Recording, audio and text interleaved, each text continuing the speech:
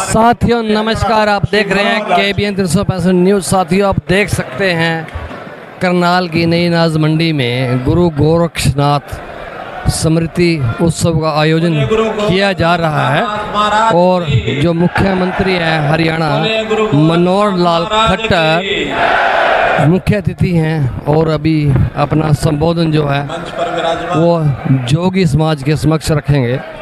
साथियों गोरक्षनाथ यानी गोरखनाथ समाज के संत मच्छंद्रनाथ के शिष्य और मच्छंद्रनाथ की जो बभूत है बालकनाथ जी उस बभूत से उत्पन्न भारतीय जनता पार्टी के शिष्य हमारे प्रदेश अध्यक्ष गुरु गोरखनाथ की श्री ओम प्रकाश धनखड़ जी जो स्मृति उत्सव है वो यहाँ पे मनाया जा रहा है। साथियों कहा जाता है कि शिवनाथ जी जब मच्छंद्रनाथ भिक्षाटन को एक गांव में गए और वहाँ पे जो संत समाज एक महिला ने उनसे हिमाचल प्रदेश से पधारे हमारे संतान की प्राप्ति की इच्छा जाहिर की तो उन्होंने श्री हंसराज जो गुरु मच्छंद्रनाथ हैं उन्होंने उस महिला को एक बभूत सौंप दी हमारी मेयर और बहन रेणुबाला जब गुप्ता जी गुरु मच्छंद्रनाथ आगे निकल गए तो जो दूसरी महिलाएं थी, पड़ोसी महिलाएं थे, अग्रणी नेता उन्होंने उसको बहका दिया और उसने जो उस बभूत को सुभाष योगी जी एक गोबर के कुएं में जो है वो डाल दिया।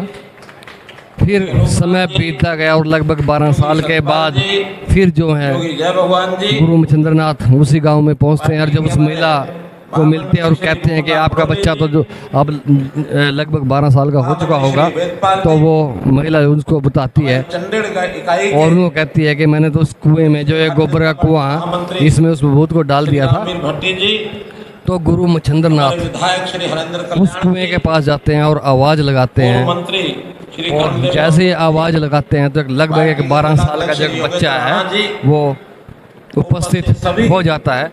इस तरह के सिद्ध पुरुष सामने बैठे हुए रहे हैं गोरक्षनाथ गुरु गोरखनाथ समाज। गुरु गोरखनाथ जी की कोई जयंती का दिन तो नहीं है, लेकिन उनकी स्मृति का उत्सव ये हम मना रहे हैं। इसमें भी एक बात मैं स्पष्ट करना चाहता हूं, जो इतिहास की बात है कि अभी तक महंत संत गोरखनाथ जी के जीवनी के बारे में बहुत कुछ अभी अनभिज्ञता है, बहुत चीज़ें अभी जानकारी में आई नहीं है। उनका इतिहास भी, उनके जन्म का इतिहास भी ऐसा ही है। लेकिन अब समाज को बैठ करके तय करना चाहिए कि वर्ष में कोई एक दिन उनका स्मृति दिवस, उनका प्रकाशोत्सव, उनकी जयंती का दिन ऐसा कोई मनाना चाहिए। तो पिछले दिनों में योगी जी से मेरी बात हुई, योगी आदित्यनाथ जी मुख्यमंत्री उत्तर प्रदेश। मैंने कहा मेरे सामने ये विषय आया, हमें बताइए कौन सा दिन मनाना है। उन्होंने कहा कि हम मई के शायद 19-20 तारीख को समाज के लोगों की मीटिंग कर रहे हैं। उस दिन संभवतः सब विद्वान जो हैं उनकी जानकारी के आधार पर उसको तय करने में सक्षम होंगे। शायद 19-20 मई है, ऐसा मुझे लगता है। 19 मई सबको पता है। इसी में से ये तो तय हुआ कि आज हम ये कार्यक्रम करेंगे। कुछ बंधुओं ने कहा कि 5 मई को उनका जो है जन्मदिन प्रकटोत्सव ऐसा मनाते हैं, तो आज 5 मई को मनाइए। मेरे मन में एक विचार आया, अच्छा होता कि 5 मई होता, क्योंकि 5 मई को किसी और एक व्यक्ति का जन्मदिन भी आ रहा है। अगर वही होता तो मुझे आनंद होता। पिछले दिनों में दर्जनों ऐसे कार्यक्रम हुए, अलग अलग समाज के हुए। जैसे आप भी कहते हैं कि फतेहाबाद में कार्यक्रम हुआ था, उसमें आप लोग आए थे। अनुसूचित जाति के बहुत से समाजों का, पिछड़ा वर्ग के बहुत समाजों का ये हमने कार्यक्रम किए हैं। अब कार्यक्रम के समय एक लंबी हमको सूची मिलती है कि ये हमारी मांग है, इसको पूरा करिए। जब हम महापुरुषों के जीवनी पर विचार करते हैं, उनकी शिक्षा पर विचार करते हैं, तो विषय क्या आता है? सामाजिक बुराइयां, उसके खिलाफ सब महापुरुष खड़े हुए कि किस प्रकार से हमको गोरक्षा की बात करनी है, गोहत्या का विरोध करना है, किस प्रकार से नशे को दूर भगाना है, किस प्रकार से महिलाओं में शिक्षा, इसका प्रचार प्रसार करना है। कैसे हमको पानी का जो संकट है उस पानी को कैसे बचाना है, इस ओर काम करते हैं। कब हम पर्यावरण के नाते से विचार करना, ऐसे संतों महापुरुषों के बहुत से ऐसे विचार हमारे आ रहे हैं सामने। योग का प्रचार प्रसार कैसे करना है, आज अगर महंत गोरक्षनाथ जी या इस योगी समाज की मैं चर्चा करूं तो योग के अंदर अभूतपूर्व एक योगदान रहा है, जिस योग को आज भी दुनिया मान चुकी है। अंतर्राष्ट्रीय स्तर के ऊपर 21 जून को योग दिवस मनाने के बाद जो प्रधानमंत्री जी ने कराई है, इसकी अगर बैकग्राउंड में कोई समाज, कोई महापुरुष रहे हैं तो योगी जितने भी थे वो सब योग को आगे बढ़ाते थे। तो इस प्रकार से ऐसी सामाजिक बुराइयों का, तो आज भी समाज में बुराइयां उनको दूर करने का काम हम सबको मिलकर करना होगा। गरीबी के साथ लड़ाई लड़ना, लोगों को उनके पैरों पर खड़ा करना, वास्तव में ये रचनात्मक काम है जिसके ऊपर हमको विचार करना है। अब ये सब मांगे आपकी तरफ से आई, बाकी सबकी तरफ से आई, हमने भरपूर प्रयत्न किया कि इन चीजों पर कैसे आगे बढ़ें। महिला शिक्षा को आगे बढ़ाने के लिए और उससे पहले बेटी बचाओ बेटी पढ़ाओ के अभियान को आगे बढ़ाने के लिए हरियाणा में अभूतपूर्व काम हुआ। जो बेटियां गर्भ में मार दी जाती थी, जो जेंडर रेशो 2014 में जब शुरू किया उस समय 851 की जेंडर रेशो थी, आज हरियाणा की जेंडर रेशो बंधुओं 923 हो गए। 923 बेटी की शिक्षा, 72 कॉलेज हमने खोले, जिसके अंदर 42 कॉलेज केवल महिलाओं के और बाकी 30 कॉलेज जो हैं उसको हमने एजुकेशन यानी को एजुकेट, जो लड़के लड़कियों दोनों का ऐसे कॉलेज हमने खोले। शिक्षा को आगे बढ़ाने का काम हम कर रहे हैं। बीपीएल इस नाते से पहले 1,20,000 की आय को बीपीएल माना जाता था, हमने कहा कि नहीं, इसको बढ़ाना चाहिए। हमने 1,80,000 किया, 180 किया ताकि गरीबों की सहायता की जा सके। उनके राशन कार्ड बनाए, आयुष्मान कार्ड बनाए। अब ये सामाजिक काम है, ऐसा नहीं है। ये हमारे समाज में भी जो गरीब समाज है, ज्यादातर मैं समझता हूं जोगी समाज की कोई आर्थिक स्थिति बहुत अच्छी नहीं है, उनको हर सुविधा की जरूरत है, लेकिन ये सुविधा इस प्रकार से हम आगे बढ़ा रहे हैं। एक दूसरा प्रकार होता है जो राजनीतिक प्रकार है कि समाज को जातियों में बांट के रखो, जातियों के नाते उनकी डिमांड को पूरा करो और उसके बदले में जातियों से सौदेबाजी करो कि आप मेरा काम करो, हम आपको वोट देंगे। वोट के बदले में काम, ये सौदेबाजी एक गलत परंपरा है। इस परंपरा को हमको तोड़ना चाहिए, तोड़ना चाहिए। वोट अपनी जगह है, समाज को सुधारना, इसको ऊपर उठाना ये अलग एक विषय है। हम सबको मिल करके अगर जाति के तौर पर भी, पंथ के तौर पर भी, महापुरुषों की शिक्षा के हिसाब से भी अगर आगे बढ़ना है तो दूसरी परंपराएं जो हमारी बनी हुई हैं उस पर काम करना चाहिए। हमारी चिंता जरूर सरकार करेगी, जिसकी जो जो जरूरत है उसको हम पूरा करेंगे। हाँ, महापुरुषों की अमरता, उनको याद रखना ताकि हमारी प्रेरणा लगातार हमको मिलती रहे। महंत गोरक्षनाथ जी एक नाम से अगर कुछ चीजें अगर प्रदेश में होंगी तो हमेशा हम याद रखेंगे। जब भी हम जाएंगे उनकी शिक्षा के सामने हमारा नतमस्तक हम होंगे। हमारे आराध्य हैं, हमारे देवता, उनको याद रखना है। तो इस परंपरा पर हमने हरियाणा में काम किया है और उस नाते से जितनी भी बातें आपने बताई उनमें से बहुत सी बातों का विचार हमने किया है। जिस प्रकार से एक विषय आया कि महंत गोरखनाथ जी का कैसे उनके नाम को याद रखें, मुझे कष्ट के साथ बात करनी पड़ रही है कि आपके संगठन, 5 संगठन तो मैं जानता हूं, अलग अलग संगठन काम करते हैं, अलग अलग एरिया में करते हैं, अलग अलग नेता हैं, और भी ज्यादा होंगे। मेरा कहना है कि सबसे पहला काम पूरे समाज की एकता, एक होकर के एक नेतृत्व बना करके आगे बढ़े, ये सबसे पहली आवश्यकता है। और जो जो मांगे अलग अलग से आई हुई हैं, सब मिल करके एक मांग पत्र के हिसाब से आएंगे, बहुत सी चीजें हल हो जाएंगी। जैसे हम 2 या 3 शहरों के अंदर महंत गोरखनाथ जी के नाम से कुछ चौक का नाम रखेंगे, लेकिन वो जब तब आप सहमत होकर के हमको बता देंगे। हम 2 या 3 मार्गों का नाम उनके नाम से रख देंगे, आप सहमत होकर के बता दीजिए कि महंत गोरखनाथ जी के नाम से मार्ग रखने हैं, बशर्ते कि पहले किसी और का नाम नहीं होना चाहिए, क्योंकि हम किसी दूसरे को तकलीफ भी नहीं पहुंचा सकते, नहीं ना पहुंचा सकते। हमारे जो अपने आराध्य हैं उनके नाम से अलग से मार्ग हम रखें। कोई एक शिक्षण संस्थान, कोई कॉलेज से हम शुरू करेंगे, किसी एक कॉलेज का नाम महंत गोरखनाथ जी के नाम से उनका नाम रखेंगे। डिमांड्स में आया कि उनके नाम की एक चेयर स्थापित की जाए, तो मैंने महंत जी से अभी बात की है, महंत बालकनाथ जी से। तो विश्वविद्यालय बाबा मस्तनाथ विश्वविद्यालय जो अस्तलबोर में है, इस विश्वविद्यालय में महंत गोरखनाथ जी की एक चेयर ये स्थापित की जाएगी, ताकि उनके नाम का, उनकी शिक्षा का एक प्रकार से शोध किया जा सके। मित्रों, हम लोगों ने एक पुजारी पुरोहित एक बोर्ड का गठन किया है। अब मेरा एक विचार जो आज डिमांड में भी रखा हुआ है, अलग अलग बोर्ड की बजाय पुजारी पुरोहित में जो हमारे नाथ संप्रदाय के नाथ सज्जन हैं, जो पूजा का काम करते हैं, उन गुरुद्वाराओं की परंपरा में है, अब नाथ संप्रदाय के उन लोगों को भी उस पुजारी पुरोहित बोर्ड के अंदर शामिल करते हैं। ये भी एक घोषणा आपको बताई जाती है। आपकी जो धर्मशालाएं हैं, मुझे मालूम नहीं कितनी हैं।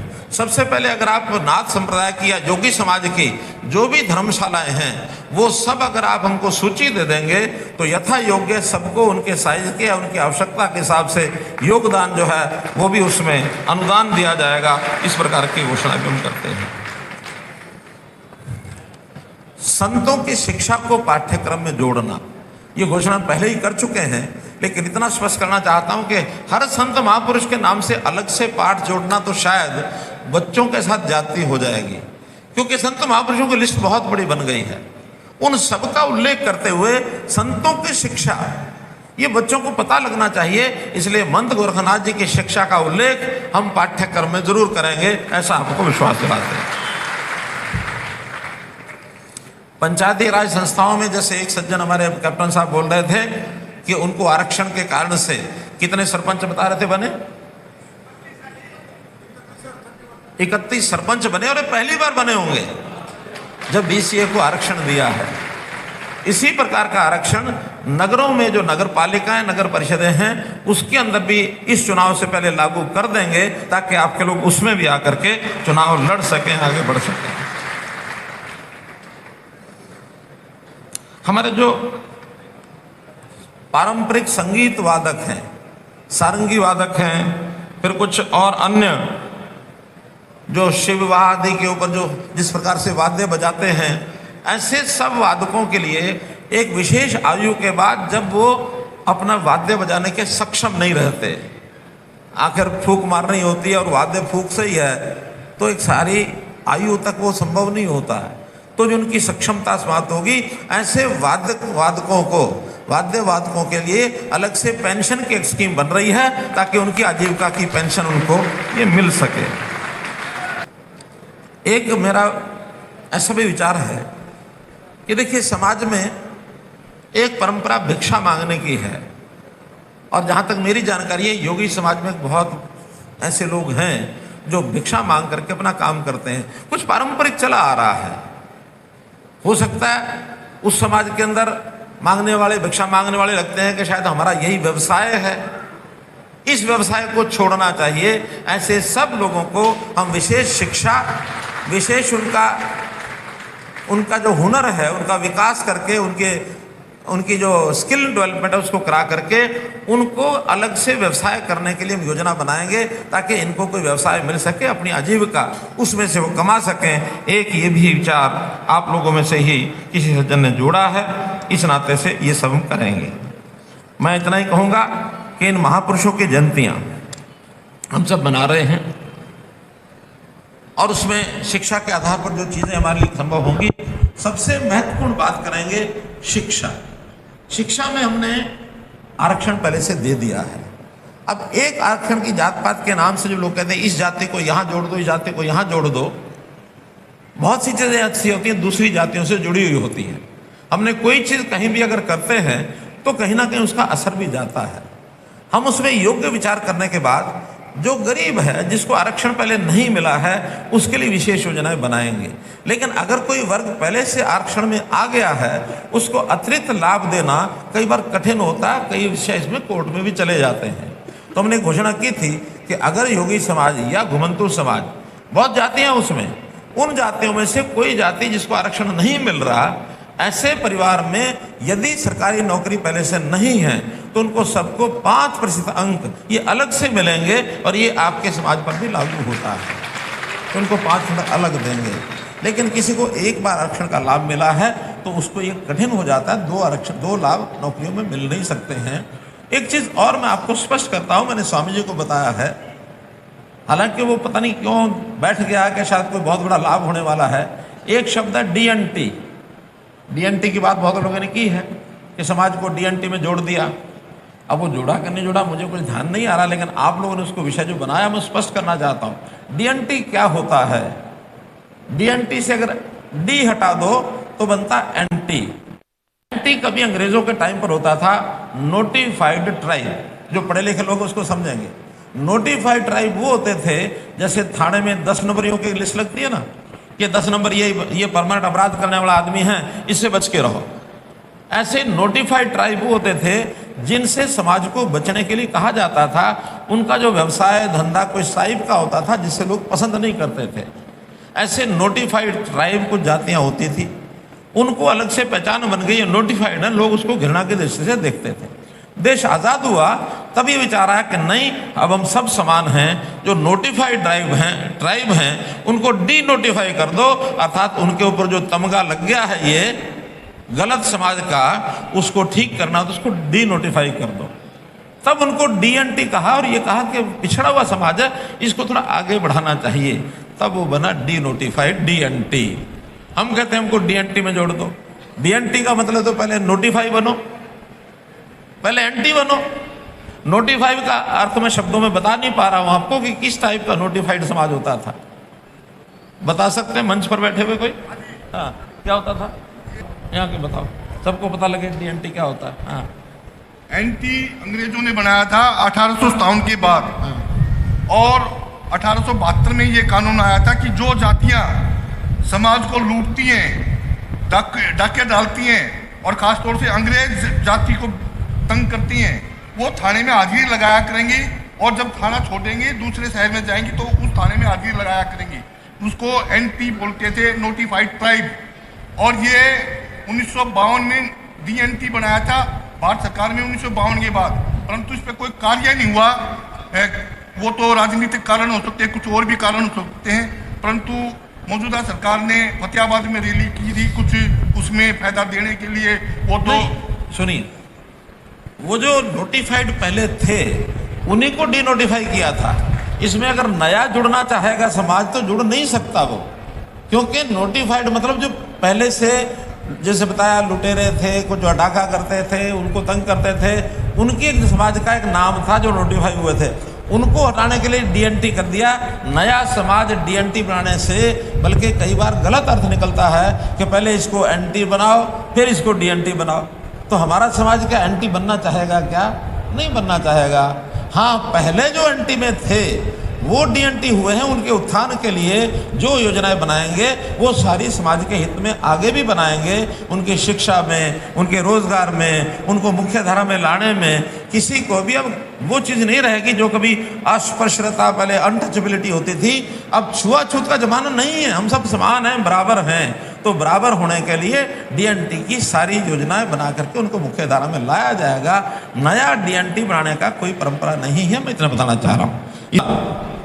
प्राचीन समय का जब इतिहास है तो ये कह सकते हैं कि आज योगी समाज ही हमारी उन परंपराओं का वाहक है जो कभी हमारे सांस्कृतिक पहचान होती थी। हमारे मंदिर थे, हमारे मठ थे। अंग्रेजों ने और उससे पहले मुगलों ने, अंग्रेजों से पहले मुगलों ने जितना मंदिरों को तोड़ा, उसमें तोड़ने के लिए यानी ना तोड़ा जाए इसका मुकाबला करने के लिए जो योगी समाज ने योगदान किया अभूतपूर्व है।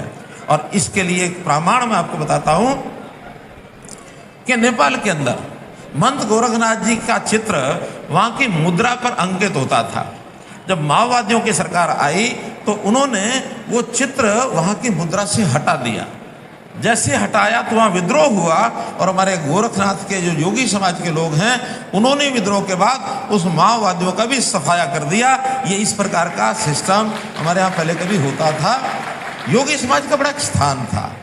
अगर राम जन्मभूमि की रक्षा करने के लिए आज इसका श्रेय किसको दिया जा सकता है? तो देश के प्रधानमंत्री नरेंद्र मोदी, और अगला कोई श्रेय लेने वाले कोई हैं तो योगी आदित्यनाथ जी, वहाँ के मुख्यमंत्री। और राम जन्मभूमि को सुरक्षित करने के लिए उनको योगदान दिया जा सकता है। तो समाज की रक्षा सुरक्षा, धर्म की रक्षा सुरक्षा, जो कभी गुरु परंपराओं में से ये चीज़ें निकल के आई, योगी समाज तो आदिकाल से चलता आ रहा है। मैं योगी समाज के प्रति अपनी पूरी श्रद्धा रखता हूँ। इतना ही मेरा निवेदन, सब इकट्ठे होकर के एक ग्रुप बना के मेरे पास आ जाओ। जो आवश्यकताएं आपकी शिक्षा की, स्वास्थ्य की, सुरक्षा की, स्वाभिमान की, जो चीज़ें आपको चाहिए सारी चीज़ें आपको प्रदान की जाएंगी। बहुत बहुत धन्यवाद, बहुत बहुत आभार। साथियों, KBN 365 न्यूज़ को लाइक करें, सब्सक्राइब करें, शेयर करें। साथी चमन लाल के साथ मैं धर्म सिंह।